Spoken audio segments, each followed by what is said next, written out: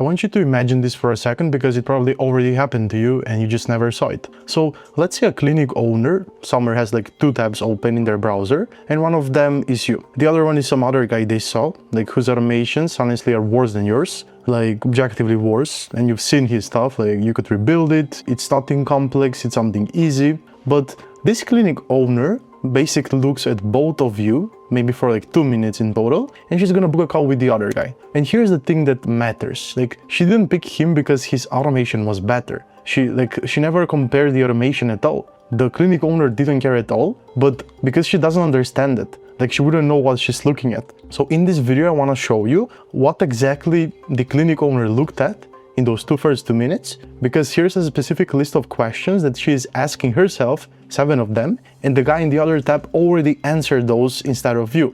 So that's the whole game, and that's the difference he is making here. So I'm gonna present everything here on the whiteboard, and once you see this, like basically you can't unseen it, because it's seriously showing the structure that you need to answer few questions in order to build trust with your client. So here's the thing that I need you to actually do first. You need to accept this, because everything else builds on it.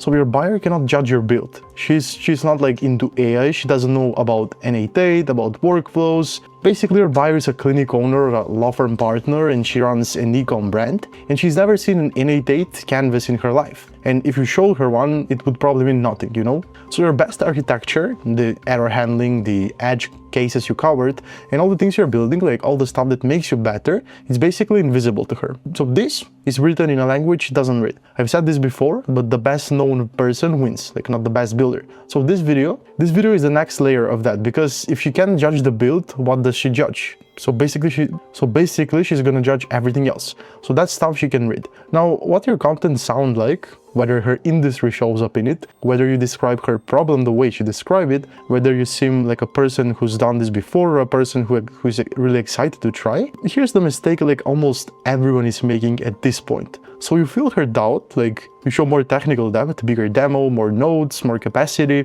but watch what does from her side. Like your complexity isn't proof to her. It's basically just noise because she doesn't understand anything. And honestly, sometimes it's even risk, because complicating stuff, complicated things feel more likely to break, and she can tell the difference between sophisticated and fragile. So the loud guy with the simpler message isn't winning because buyers are stupid. He's winning because he's answering the questions she's actually asking. So this is the whole change that you have to do. And if you keep one line from this video, please just skip this one. But you think you're selling AI automations and she thinks that you're buying risk. So like literally sit with that from her side. Hiring you is a gamble because it might not work, it might break something that currently works. It might even eat 3 months of her and a budget she has to justify it to someone. The actual product she's elaborating, it's not the workflow, it's uncertainty. So the buyers don't pick the best builds, they pick the least uncertainty, which completely changes what your content is for. Because your content isn't a portfolio, it's not there to impress. It's there to answer her questions before she ever talks to you. So every question she can't answer from your content is a point for the other tab. So let's go through the actual questions right here. And here are like 7 questions you can see on the whiteboard. They're all in her head and she runs through them in those 2 minutes once she sees your profile. So question 1 is this for someone like me? First thing she checks before anything else. Does her world show up in your content? Her industry, her kind of business, her situation. Like, is your content AI automation for businesses? The answer is no. Like, nobody recognizes themselves in businesses. The fix is just to say it. Like, name the niche, name the solution. So this can be something like maths puzzles in consultants, because follow-up is slow. So this places her instantly. I talked about who your content invites a couple videos back, and this is the same muscle, just aimed at her first question. Then we have question 2. What problem does this person actually fix? Not what can he build, what do they fix for me? She could answer that, but this one sentence after 30 seconds anywhere in your profile. So if your content is a tour of everything you can do, chatbots, voice agents, CRM stuff, workflows, she can't really answer this one. Because you have to pick one problem, say it plainly, say it everywhere. So it has to be like boring and consistent, because that basically beats impressive and scattered. Then we have question 3. Do they understand how it looks from my side? So this one separates you from every other account honestly, because most content just describes the seller's worth, like the stack, the build, the AI part. Her test is whether you can describe her world. The Tuesday afternoon version of it, the front desk with 11 tabs open, the lead from Saturday nobody called back, the quote requesting sitting in her inbox. When your content describes her week better than she can, trust jumps. Not because you proved anything technical here, but because like you clearly have seen this before, like you know exactly what happens. Then we have question 4, how do they think? So she can't judge your code, but she can absolutely judge your reasoning, your thinking process. So here you show the order of your work, like what you look at first, what you check before automating anything.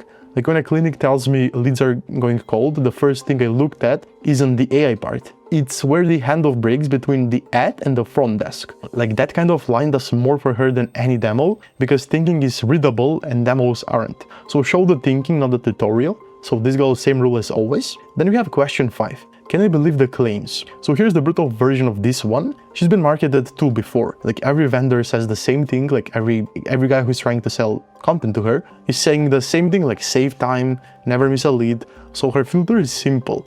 Does this claim feel like it came from experience or from landing page? Claims your content can't carry are worse than no claims. So if you can say, I guarantee 40% more bookings with nothing visible behind it, that's a red flag to her. Not because there is like, that's not a reason to a call. And if you don't have case studies yet, fine, like I made a whole video on that, how we can build trust without them. So you can just check that video right in the description. But the short version is a specific observation beats a big claim every single time. So most missed calls at clinics happen in 2 hours after launch is a phrase that's more believable than any percentage you could invent. And you have time to like invent anything here. Then we have question 6. Is this safe? So this is the question almost nobody answers, and this is the one that she cares about the most. So remember, she's buying risk. So the content that wins her isn't the content that says this changes everything in your business, but it's more like the content that says here's what can go wrong with this and here's how I handle it. Like if you're worried an AI receptionist will sound robotic and annoy your patients, you should be. Here's what I check before it answers a real call. So you're not the only person on her feed telling her to be careful. Do you see what this does exactly?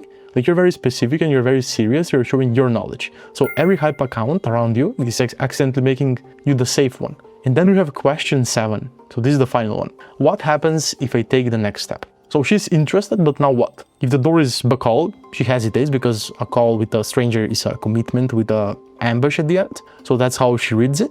If there's a smaller step, something useful that she can take, like a checklist, an audit, something like free value, a deeper video that shows her more of your thinking, she'll take that first. And warm bits called every single time on a call, you're gonna see that yourself. So the bad question is the cheapest one to fix, and most people just they never do it. So now to do the hardest thing, the most uncomfortable thing while it's fresh, I want you to open your profile, like right now, as I do it, not as you, as her, as the clinic owner, the law firm partner, whoever your buyer actually is. Spend 2 minutes, that's all. That's her POV basically. And run these 7 questions as from the clinic owner POV.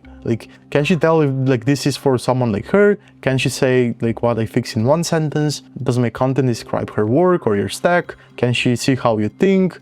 Would she believe your claims? Did anyone tell her what can go wrong? Is there a next step smaller than talk to a salesperson? So you have to score this yourself honestly. And most content I see and I audit, most of it answers just 1 or 2 of these questions. Usually question 1 and 2, halfway. Everything else is silence and everything is just expected to be known, which doesn't work like that. So here's what I actually want to do this to help you, because 7 fixes at once is not a plan. It's too much at once. It can be a hurdle. So 3 questions most content fails first are 3, 4, and 6. So her week, your thinking, and what can go wrong.